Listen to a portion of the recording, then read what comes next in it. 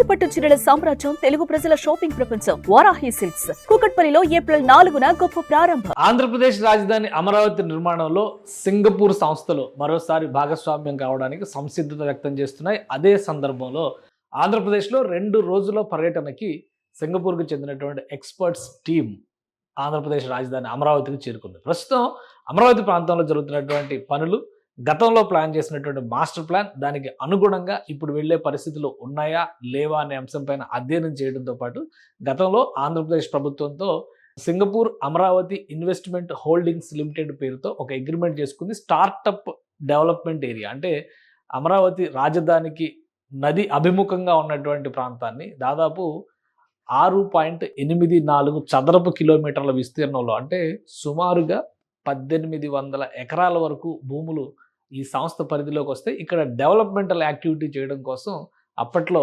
ప్రభుత్వంతో ఒప్పందం చేసుకుంది. అయితే జగన్మోహన్ రెడ్డి ప్రభుత్వం వచ్చిన తర్వాత ఈ ఒప్పందం అమలు విషయంలో, అమరావతి నిర్మాణ విషయంలో కూడా భిన్నమైన అభిప్రాయాలు వచ్చిన నేపథ్యంలో కోర్టు పరిధిలోకి వెళ్ళి సమస్యను జటిలం చేసుకునే కంటే ఆర్బిట్రేషన్ ద్వారా పరిష్కరించుకోవాలంటూ అప్పటి ఆర్థిక శాఖ మంత్రి బుగ్గన రాజేంద్రనాథ్ రెడ్డి సింగపూర్ వెళ్ళి మరి ఈ కన్సార్షియంని రద్దు చేసే విధంగా అవతలి పక్షాన్ని ఒప్పించారు. ఆ క్రమంలోనే ఇది పూర్తిగా రద్దయింది. ఇప్పుడు మళ్ళీ ఆ సంస్థతో ఆంధ్రప్రదేశ్ ప్రభుత్వం సంప్రదింపులు ప్రారంభించింది. కూటమి ప్రభుత్వం ఏర్పడిన తర్వాత గత 3-4 నెలలుగా దీనిపైన కరస్పాండెన్స్ జరిగినాయి. ఫైనల్గా సింగపూర్ నుంచి ఎక్స్పర్ట్స్ టీం ఒకటి అమరావతిలో పర్యటిస్తోంది. అసలు ఈ స్టార్టప్ ఏరియా ఏంటి, అక్కడ ఎలాంటి ప్రాజెక్ట్ని చేపట్టబోతున్నారు ఒకసారి విశ్లేషించేటువంటి ప్రయత్నం చేద్దాం. గతంలో ఇచ్చినటువంటి ప్లాన్ ప్రకారం చూస్తే కనుక క్యాపిటల్ సిటీ మొత్తం 217 చదరపు కిలోమీటర్ల వైశాల్యంలో ఉంటే అందులో 6.84 చదరపు కిలోమీటర్ల వైశాల్యంలో ఒక స్టార్టప్ ఏరియాని డెవలప్ చేయాలనేటువంటి ప్రణాళికని అప్పట్లో చంద్రబాబు నాయుడు ప్రభుత్వం ప్రతిపాదించింది. ఇంకా క్లియర్గా చెప్పాలంటే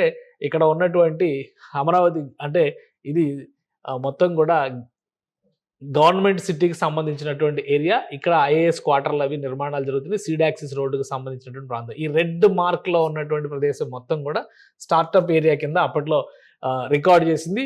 6.84 స్క్వేర్ కిలోమీటర్స్ అంటే దాదాపుగా 1800 ఎకరాల భూములు ఈ పరిధిలోకి వస్తాయి. పూర్తిగా సింగపూర్లో ఎలా అయితే టూరిజం పట్ల డెవలప్మెంట్ చేసేటువంటి ప్రణాళికలను రూపొందించారో, ప్రాజెక్టులు, ఇండస్ట్రియల్ పార్కులు, అలానే టూరిజము, ఎకోసిస్టమ్ వీటన్నిటిని కూడా ఇంటిగ్రేట్ చేస్తూ నదికి అభిముఖంగా చేసేటువంటిది కాబట్టి నదీ వనరులు ఏవి దెబ్బతినకుండా దీన్ని ఎలా డెవలప్మెంట్ చేయాలనేటువంటి దానిపైన ప్రత్యేకంగా కసరత్తు చేయడానికి సింగపూర్ టీంకి ఆంధ్రప్రదేశ్ ప్రభుత్వం అప్పట్లో ఈ బాధ్యతను అప్పగించింది. దీనిపైన అధ్యయనం చేసిన తర్వాత సింగపూరు, ఇండియా, జపాన్, జర్మనీ ఇలా ఒక 5-6 దేశాలకు చెందినటువంటి ఎక్స్పర్ట్ కంపెనీస్తో ఒక కన్సార్షియం ఏర్పాటు చేశారు. ఆ కన్సార్షియం పేరే Singapore Amaravati investment holdings limited అనేటువంటి పేరు చేసి పెట్టారు. దీంతో అమరావతి డెవలప్మెంట్ కార్పొరేషన్ అప్పట్లో ఒక ఒప్పందం చేసుకుంది. ఈ ఒప్పందం ప్రకారం వచ్చే 15 ఏళ్లలో దశల వారీగా అంటే 3 దశలుగా ఈ స్టార్టప్ ఏరియాను మొత్తం కూడా ఈ కన్సార్షియం డెవలప్ చేసేటువంటి బాధ్యతను తీసుకుంటుంది. ప్రపంచవ్యాప్తంగా ఉన్నటువంటి ప్రఖ్యాత సంస్థల్ని, నిర్మాణ సంస్థల్ని, వివిధ రకాల కార్యకలాపాలు చేసేటువంటి స్టార్టప్ కంపెనీలని ఇక్కడ తీసుకొస్తారు. వాటికి కావాల్సినటువంటి ఎకోసిస్టమ్ని డెవలప్ చేస్తారు. దీనికి ప్రతిగా ఆంధ్రప్రదేశ్ ప్రభుత్వం కొంత భూభాగాన్ని ఇందులో డెవలప్ చేయడం ద్వారా వాటి నుంచి వచ్చేటువంటి రెంటల్ సిస్టమ్ ద్వారా ఈ కన్సార్షియం నడిచే విధంగా ఒక ఆర్థికపరమైనటువంటి ప్రణాళికని రూపొందించారు. అంటే ప్రభుత్వం దీనిలో ఇన్వెస్ట్మెంట్ పెట్టదు, కేవలం భూమి మాత్రమే ప్రభుత్వం కేటాయిస్తుంది. ఆ భూమిని డెవలప్ చేసి ఆ భూమి ద్వారా డెవలప్ అయినటువంటి దానిలో వచ్చేటువంటి ఆదాయం కొంత రాష్ట్ర ప్రభుత్వానికి వెళ్తే కొంత ఆ కంపెనీకి వెళ్లే విధంగా ఒప్పందాలు జరిగినాయి. ఇప్పుడు అవన్నీ కూడా రద్దయిపోయినటువంటి ఒప్పందాలు కాబట్టి తాజాగా ఉన్నటువంటి పరిస్థితుల్లో ఎలాంటి ఒప్పందాలు చేసుకోవడానికి ఆస్కారం ఉంది. అలానే మారినటువంటి 5 ఏళ్ల పరిస్థితుల్ని అధ్యయనం చేసిన తర్వాత ఆంధ్రప్రదేశ్లో అమరావతి రాజధానిలో ఎటువంటి మార్పులు రాబోతున్నాయనేటువంటి అంశాలపైన ఈ 2 రోజుల పాటు సింగపూర్ బృందం అధ్యయనం చేయబోతుంది. అధికారులతో పాటు ముఖ్యమంత్రి చంద్రబాబు నాయుడుతో కూడా సంబంధిత వివిధ శాఖల మంత్రులు, అధికారులతో కూడా ఈ బృందం భేటీ అవుతుంది. ఫైనల్గా ఒక కన్క్లూజన్ వచ్చిన తర్వాత ఈ స్టార్టప్ ఏరియా డెవలప్మెంట్కి సంబంధించి ఒక యాక్షన్ ప్లాన్ని ఈ బృందం రూపొందిస్తుంది. దాని ప్రకారం ఆంధ్రప్రదేశ్ ప్రభుత్వంతో కొత్త ఒప్పందం జరిగేటువంటి అవకాశం ఉంది. సో ఒక దశ అయిపోయింది. ఎందుకంటే ప్రభుత్వానికి సంబంధించినటువంటి భవనాలు, ప్రభుత్వ సంస్థలకు సంబంధించినటువంటి భవనాల నిర్మాణం, ప్రభుత్వం చేయాల్సినటువంటి ఇన్ఫ్రాస్ట్రక్చర్ డెవలప్మెంట్ అమరావతి ప్రాంతంలో శరవేగంగా ముందుకు వెళ్ళడానికి కావాల్సిన ప్రణాళికని రాష్ట్ర ప్రభుత్వం సిద్ధం చేసింది. అమరావతి డెవలప్మెంట్ కార్పొరేషన్ ఏపీసీఆర్డీఏ దాన్ని అమలు చేసేటువంటి పనిలో ఉన్నాయి. అనేక ప్రైవేట్ సంస్థలకు కూడా డెవలప్మెంట్కి సంబంధించినటువంటి కాంట్రాక్టుల్ని మంజూరు చేయడం కూడా పూర్తయింది. ఇది మరొక ముఖ్యమైనటువంటి అంకంగా మనం చూడాల్సి ఉంటుంది. అమరావతిలో కీలకమైనటువంటి ప్రాంతం కృష్ణా రివర్ ఫ్రంట్ ప్రదేశాలు, రివర్ ఫ్రంట్ల గురించి ఎక్కువ చర్చ జరుగుతుంది.